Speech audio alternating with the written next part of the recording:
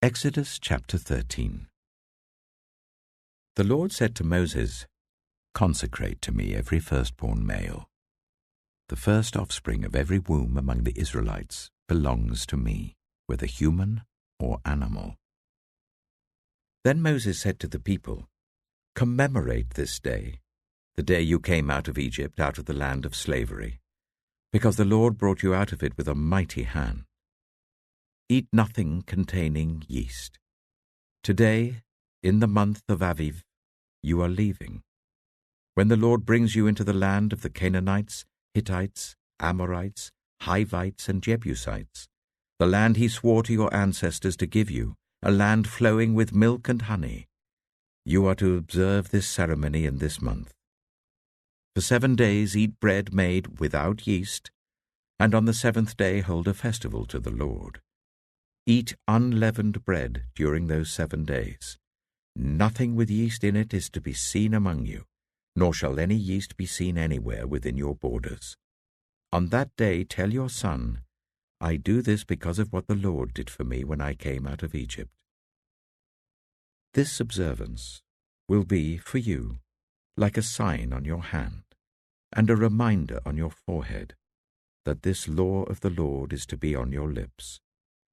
For the Lord brought you out of Egypt with his mighty hand. You must keep this ordinance at the appointed time, year after year. After the Lord brings you into the land of the Canaanites and gives it to you, as he promised on oath to you and your ancestors, you are to give over to the Lord the first offspring of every womb. All the firstborn males of your livestock belong to the Lord. Redeem with a lamb every firstborn donkey. But if you do not redeem it, break its neck. Redeem every firstborn among your sons. In the days to come, when your son asks you, "What does this mean?" say to him, "With a mighty hand the Lord brought us out of Egypt, out of the land of slavery. When Pharaoh stubbornly refused to let us go, the Lord killed the firstborn of both people and animals in Egypt. This is why I sacrifice to the Lord the first male offspring of every womb, and redeem each of my firstborn sons. And it will be like a sign on your hand, and a symbol on your forehead, that the Lord brought us out of Egypt with his mighty hand."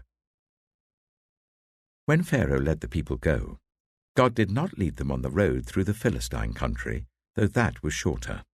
For God said, if they face war, they might change their minds and return to Egypt. So God led the people around by the desert road towards the Red Sea. The Israelites went up out of Egypt ready for battle.